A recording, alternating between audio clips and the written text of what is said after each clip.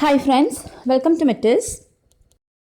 Today we are going to discuss an important drama, The School for Scandal from Module 2, School for Scandal, written by Richard Brinsley Sheridan.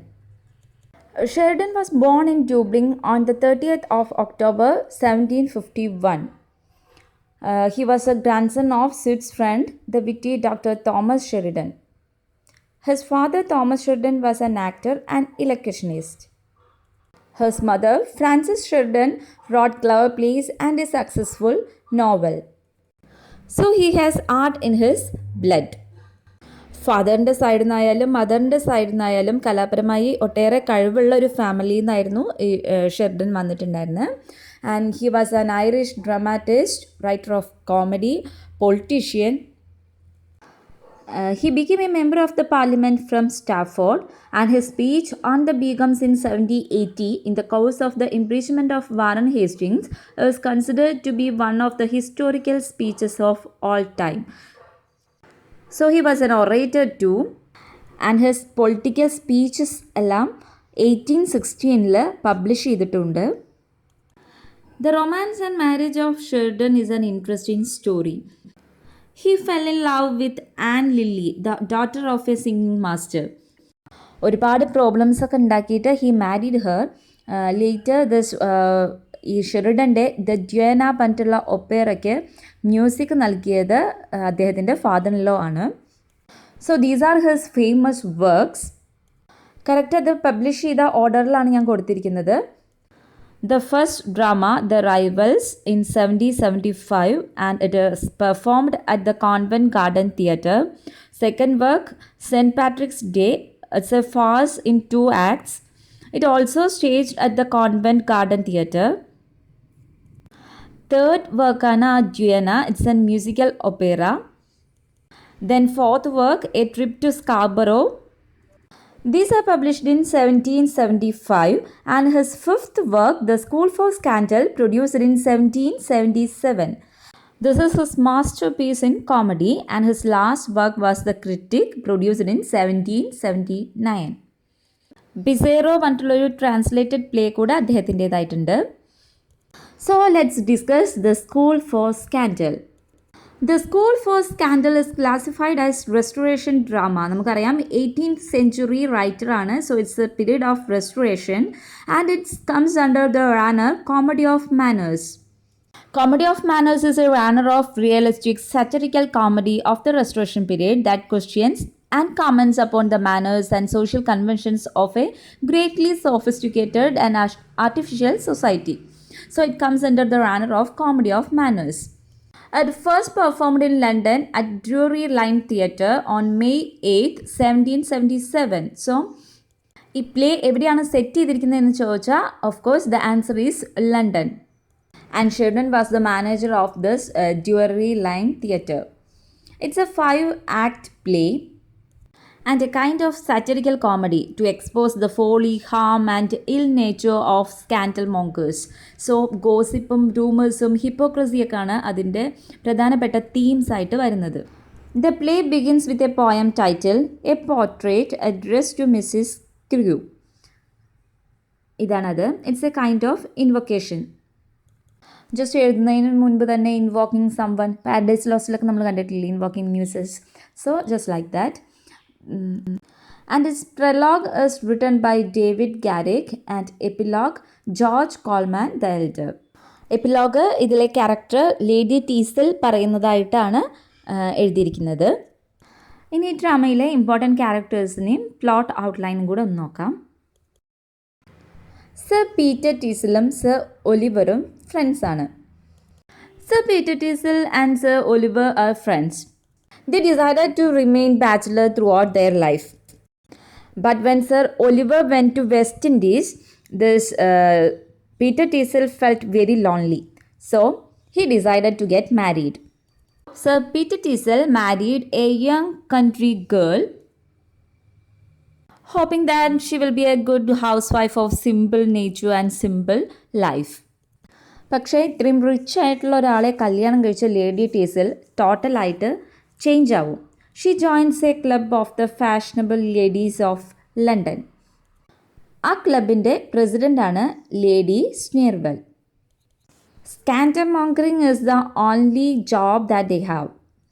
ആ സ്കാൻഡർമോംഗറിങ്ങിന് lady സ്നിയർവെല്ലിൻ്റെ ക്ലബിലുള്ള അല്ലെങ്കിൽ lady സ്നിയർവെല്ലിനെ help ചെയ്യുന്ന ആൾക്കാരാണ് this Mrs Candour, Snake, sir Benjamin Backbite, Mister Crabtree, ഇവരെല്ലാം. ഇനി ഇതിലെ മറ്റ് പ്രധാനപ്പെട്ട 2 ക്യാരക്ടേഴ്സാണ് ജോസഫ് സർഫേസും ചാൾസ് സർഫേസും.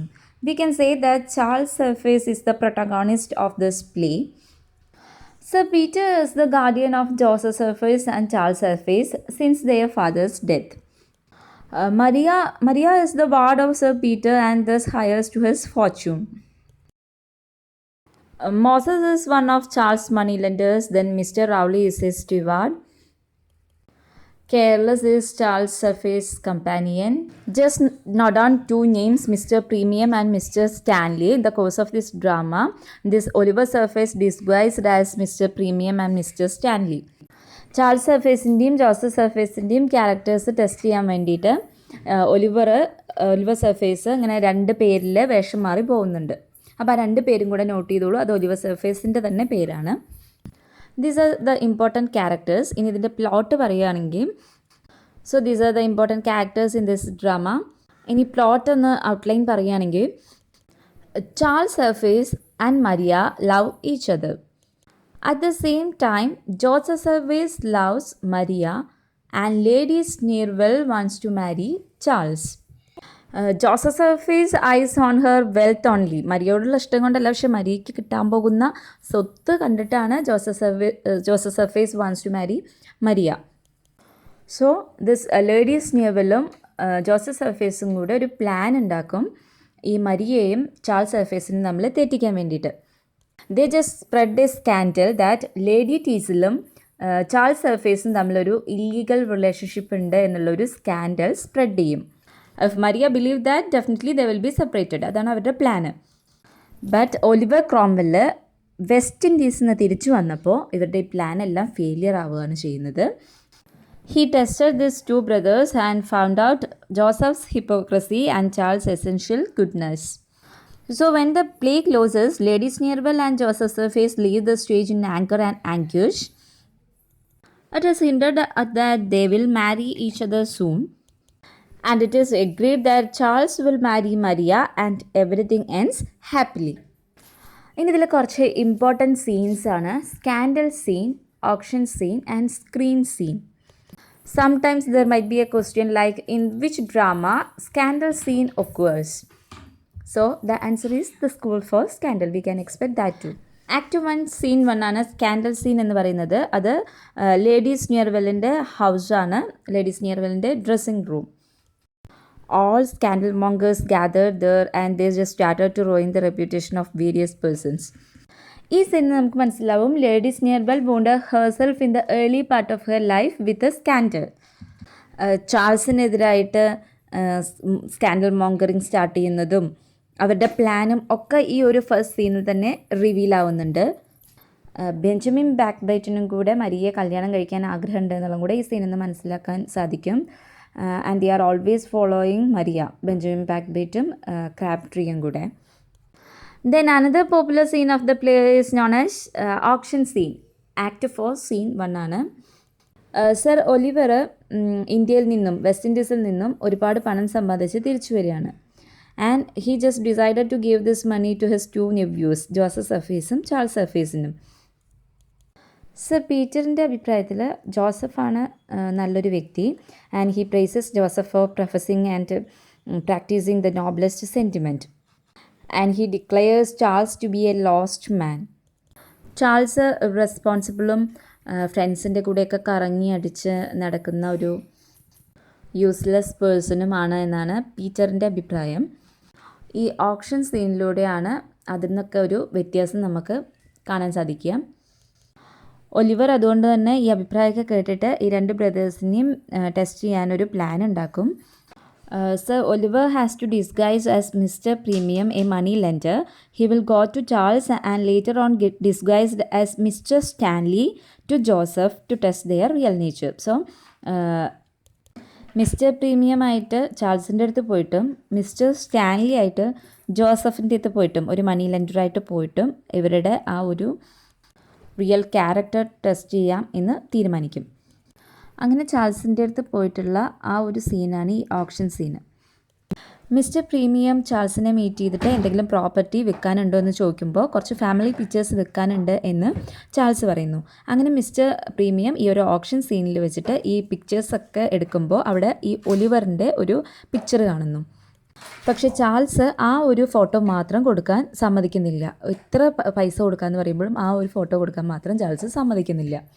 അതുമാത്രമല്ല Charles also requested Mister Premium to put the pictures in a good lodging and carry them in a good conveyance as these persons when they were alive had their own കാരിയേജസ്.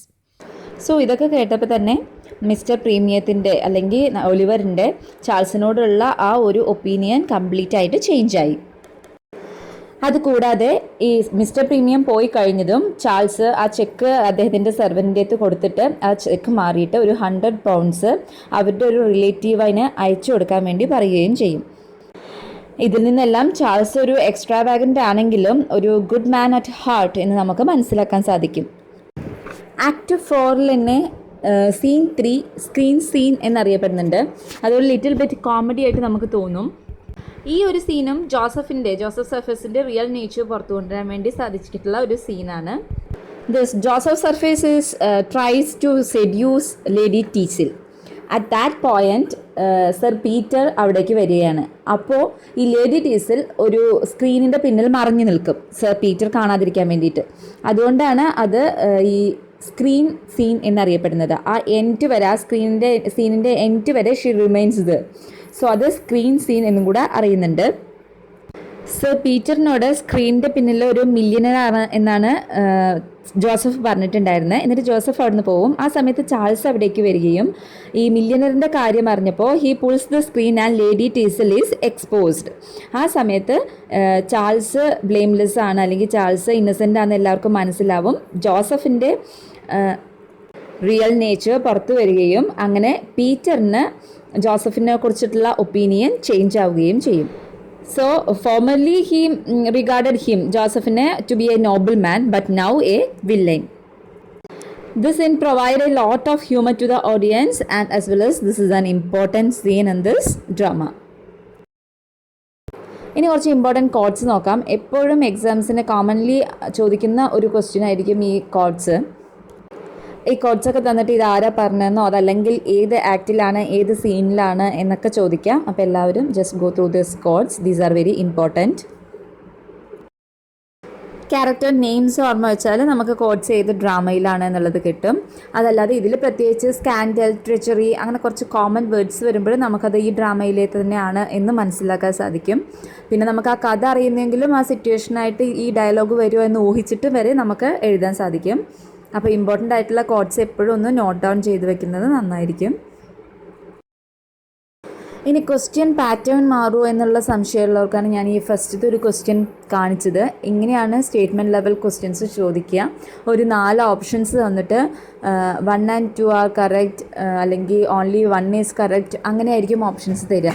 അപ്പോൾ നമുക്ക് ഈ 3 answer അല്ല ഈ 4 എണ്ണം ശരിയാണോ തെറ്റാണോ എന്നുള്ള ആ പോയിൻറ്റ്സ് കറക്റ്റായി അറിയുമ്പോൾ മാത്രമാണ് ഇത് ആൻസർ ചെയ്യാൻ സാധിക്കുള്ളൂ. ഇപ്പോൾ ഇതിൽ തന്നെ what problem does sir Peter have with his wife, ഇതിൻ്റെ ആൻസർ ഏതായിരിക്കും? Option A 1 and 2 are correct. അതായത് she spends too much money by buying flowers to decorate in winter and she spending time with gossipy people. അതാണ് sir പീറ്ററിനും lady Teazle വൈഫുമായിട്ടുള്ള problem എന്ന് പറയുന്നത്. അപ്പോൾ ആ 2 പോയിൻ്റ് അറിയുമ്പോഴേണ് ഇത് ആൻസർ ചെയ്യാൻ പറ്റുള്ളൂ. ഇങ്ങനെ കൺഫ്യൂസിങ് ലെവലായിരിക്കും ചോദിച്ചിട്ടുണ്ടാവുക. പിന്നെ ഈ സെക്കൻഡ് ക്വസ്റ്റ്യൻ എന്ന് പറയുന്നത് ലാസ്റ്റ് ടൈം HSAക്ക് ചോദിച്ചിട്ടുള്ള ക്വസ്റ്റ്യൻ ആണ്. ഈ കോട്ട് തന്നിട്ട് ഇതാരാ പറഞ്ഞ എന്നായിരുന്നു ക്വസ്റ്റ്യൻ ഉണ്ടായിരുന്നത്. ഞാൻ ഈ കോട്ട് നേരത്തെ ഇൻക്ലൂഡ് ചെയ്തതാണ്. മിസ്സസ് കാൻഡർ പറഞ്ഞിട്ടുള്ള ഒരു കോട്ടാണിത്. അപ്പോൾ ഇതായിരുന്നു കഴിഞ്ഞ HSAക്ക് ചോദിച്ചിട്ടുള്ള ഒരു ക്വസ്റ്റ്യൻ ആണിത്. അതുകൊണ്ട് കോഡ്സും വളരെ ഇമ്പോർട്ടൻ്റ് ആണ്, ക്യാരക്ടേഴ്സും വളരെ ഇമ്പോർട്ടൻ്റ് ആണ്. അപ്പോൾ എല്ലാവരും നന്നായി പ്രിപ്പയർ ചെയ്യുക. ഗൂഗിൾ ചെയ്ത ഈ ബുക്ക് വായിക്കാൻ കിട്ടും. ഒന്നില്ലെങ്കിൽ വായിക്കാം, അതല്ലെങ്കിൽ ഇതിൻ്റെ സിനിമ ഇറങ്ങിയിട്ടുണ്ട്, അത് കാണാം ഇൻട്രസ്റ്റഡ് ആണെങ്കിൽ. So prepare well, study well. നിങ്ങളുടെ അഭിപ്രായങ്ങളൊക്കെ ഒന്ന് കമൻറ്റ് ബോക്സിൽ അറിയിക്കണേ. Thank you.